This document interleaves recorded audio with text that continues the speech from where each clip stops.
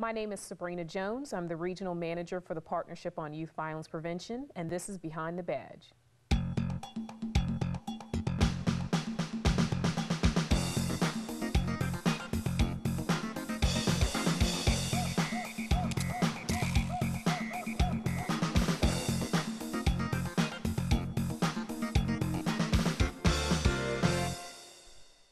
I'm Officer Harold Eley, and welcome to Behind the Badge.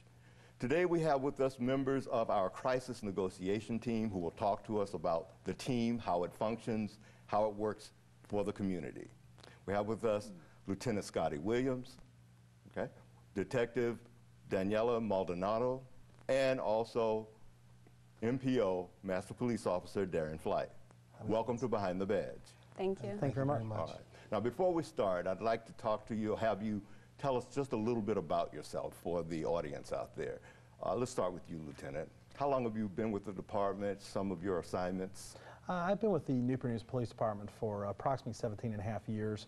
Of course, started off as a patrol officer in the Denby area, North Precinct. Was then transferred to South Precinct to Bike Patrol, the Washington Avenue project, where we more or less proactively address crime concerns in the downtown area of Newport News. Spent the vast majority of my patrol career in the southeast community of Newport News. Also was assigned to the Special Victims Unit investigating youth crimes for a year. Also was a member of the Community Policing Operations Division for several years. Was promoted to the rank of sergeant in June of 2000. Served in the Central Precinct area and in the South Precinct area as a patrol sergeant. Also in the Records Division as the records supervisor. In July of 2007, I was promoted to the rank of lieutenant, was assigned to South Precinct evening shift, and now I'm assigned to day shift, Watch 1, as the commander for South Precinct. All right. I've been the crisis negotiation team commander for the past 4 years and have been a hostage negotiator, crisis negotiator for 11 years. All right, okay. Detective? I've been on the department just under 5 years. I started in dispatch, and from dispatch I became an officer. I spent my patrol time in South Precinct. During that time I participated in bike patrol, joined the negotiation team during that time. From South Patrol I went to Organized Crime Division, and from Organized Crime in South Precinct at this time as a property detective. Okay. MPO? How are you doing today? I started in 1994 as a uniform patrol officer, was transferred to bicycle patrol in the north quarter of the city, then was transferred to vice narcotics, where I worked before I got transferred to robbery. And after robbery I went to homicide, and we were a sexual assault unit at that time also. And then now I've been transferred back to patrol. Some of my time in patrol I enjoyed homicide, I enjoyed robbery also. Okay, all right. So we've got a lot of experience sitting here, first off, and all of you are on the crisis negotiation team. Yes, sir. That's correct. A lot of people out there don't know what it is, so why don't we start there? What is the crisis negotiation team? Well, the crisis negotiation team, basically we're your hostage negotiators. Our major job, of course, is to bring order from chaos. We're the people that are on the phone or on the megaphone, dealing with the person in crisis, dealing with the person that is possibly barricaded inside of a house. He could have taken hostages. Person could be suicidal. We basically have many hats. We deal with a lot of situations, crisis situations, situations that need to be defused, and basically we need to bring order back to the situation. Basically what usually happens, we are usually called to the scene by the patrol supervisor, who basically realizes that this is something that maybe more than likely patrol will not be able to handle with the knowledge, skills, and abilities that they have. They need somebody who has been trained in how to communicate with people in crisis. And I think the key word about communication that a lot of people don't understand is communication is not just talking to people. Most importantly, it's listening. We like to say when we train that communication is 70% listening and only 30% speaking. Because you know, if you're speaking all the time, you're not going to find out what the person is upset about or why the person is in crisis. So we are a team that is called in basically because we're good communicators, because we're empathetic with the situation, and our goal is basically to bring the situation to a proper control with words, not weapons. All right. Now, we've got 3 members here, yes, but how large is the team? We have a total of 11 members of our team. They come from vast different backgrounds. We have patrol officers, we have vice narcotics members, we have detectives in our major crimes unit, we have supervisors. We just have a wide variety of people with very different knowledge, skills, and abilities. Well, let me ask you, Detective Maldonado, why did you join the team?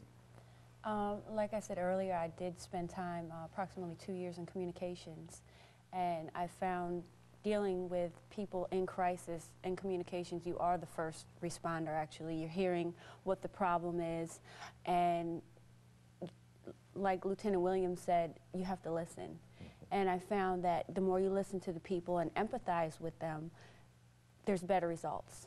Instead of just talking and, you know, trying to find a solution before you really know what the problem is. So that kind of sparked my interest, hearing these people in crisis, calling into 911. When I tried for the negotiation team, you know, we kind of did a mock scenario, and, you know, they were able to evaluate my negotiation skills at that time, and it went well, and I joined the team after that. But you know, just being willing to listen and caring about people. You have to care about what their problems are. There are no social boundaries, no ethnic boundaries. When that pager goes off, it could be anybody. It could be a domestic situation, suicidal subjects, people barricaded because they know they're wanted for a crime and they don't want to go to jail. And I'd say most of the time we're able to communicate with these people and talk them out and have a peaceful resolution for everybody. Okay. And MPO Flight, you? I wanted to help with I wanted to help also, believing in that there are other ways to solve problems other than use of force. I believe that you can speak to people, you can talk to people, and bring them back down.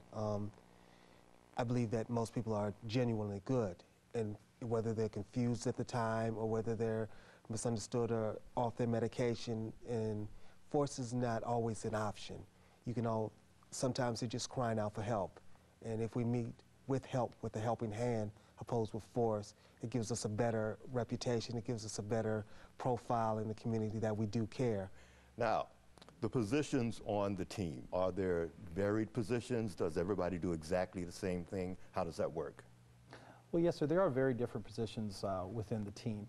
First of all, we have a team commander. I'm the team commander. I'm the person that more or less has training oversight and also operational oversight of the crisis negotiation team. Mm-hmm. More or less, I'm going to be the person that's going to be in touch with the tactical commander, with the TAC team, and also the command staff, whether it be precinct captain or the assistant chief or chief of police. I'm going to be the one that's going to be updating him, letting him know what's going on in regards to the situation.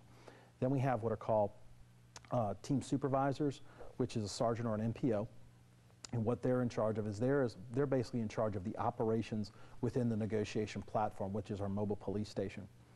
They're going to be in charge of the people that are actually making the actual contact, and also speaking with people that might have information in regards to the crisis situation. Then we go down to where the rubber meets the road. We go down to where the actual negotiation is taking place. First of all, we have our negotiator. He's the person that's going to be talking, the primary negotiator. He's going to be speaking with the person in crisis, or maybe even some of the hostages that might be inside. He's the one that's got to talk to them.